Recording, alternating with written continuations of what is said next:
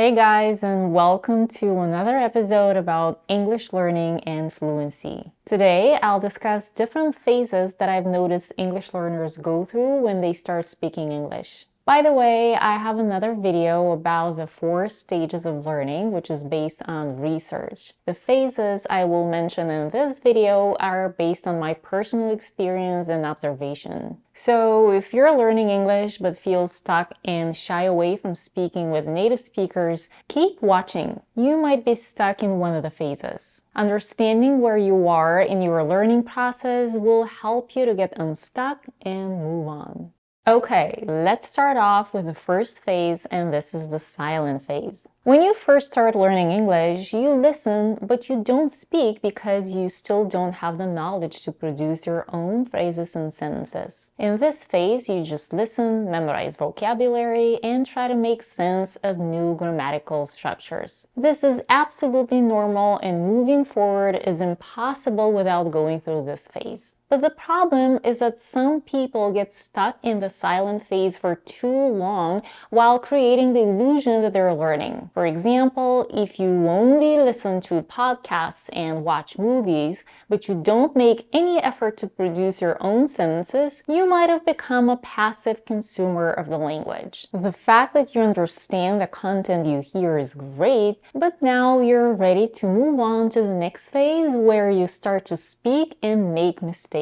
The making lots of mistakes phase is terrifying to most English learners. It's also frustrating because you know you have spent a lot of time memorizing words and learning grammar, but when you start speaking, all of a sudden your brain doesn't comply. You don't remember the words you want to use, and you make basic grammar mistakes. Many people find this jarring, and they enter the next phase, which I call the phobia phase. The phobia phase is when we're so afraid of making mistakes that we prefer to stay silent. In a way, we regress back to the phase when we actually knew less English. The thing is that when we start learning a foreign language later in life, we feel the urge to be as eloquent in this language as we are in our own native language. As adults, we have already built a mental identity of ourselves as fluent, intelligent people, and this mental self-image is based on how we communicate in our native tongue. The discrepancy between our communication skills in our native language and our second language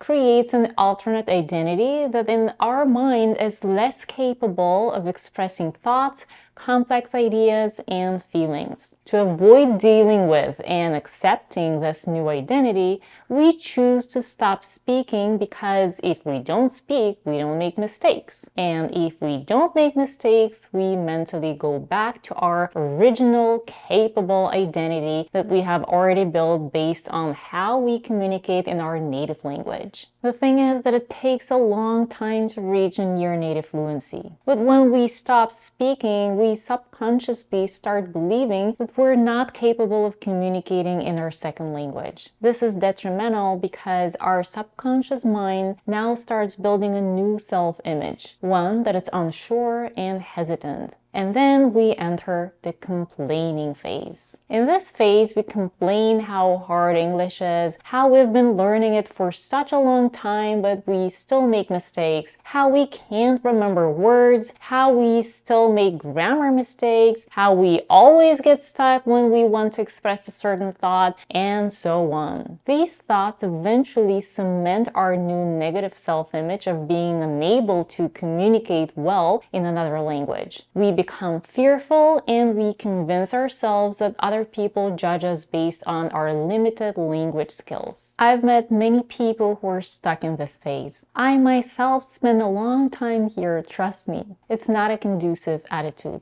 The most important thing to realize here is that you're not afraid of what other people are going to think about you. You're afraid of what you are going to think about yourself.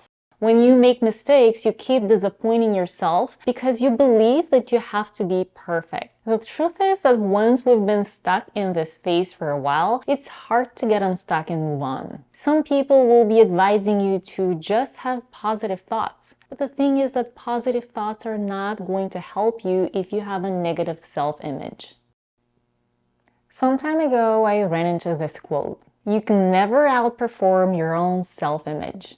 It's by Maxwell Maltz, an American cosmetic surgeon and author of Psycho-Cybernetics, which was a system of ideas that he claimed could improve one's self-image, leading to a more successful and fulfilling life. In a nutshell, he argued that people must have an accurate and positive view of themselves before setting goals. If they fail to do that, they will always be stuck in the pattern of their limiting beliefs. According to him, if your self-image is unhealthy, all of your efforts to achieve something will fail. But how can you build an accurate and positive self-image? Start with little steps and with something that you know for sure that it's true and not just your opinion. For example, instead of saying, I always get stuck in English, you can say, I can speak some English. Instead of saying grammar is hard and I always make mistakes, say, I know some grammar, but some aspects are still unclear to me and I have to spend a little more time practicing these particular aspects.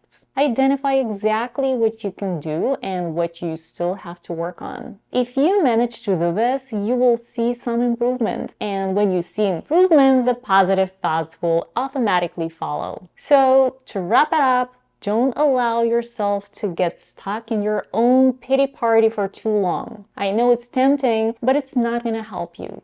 Let me know in the comments below if you have ever felt stuck in English. What did you do to keep going? Or maybe you still feel stuck? Please do share. Okay friends, if you found this video helpful, please click on the like button and subscribe to my channel to get more tips about grammar, pronunciation, mindset, and culture. I'll see you in the next video.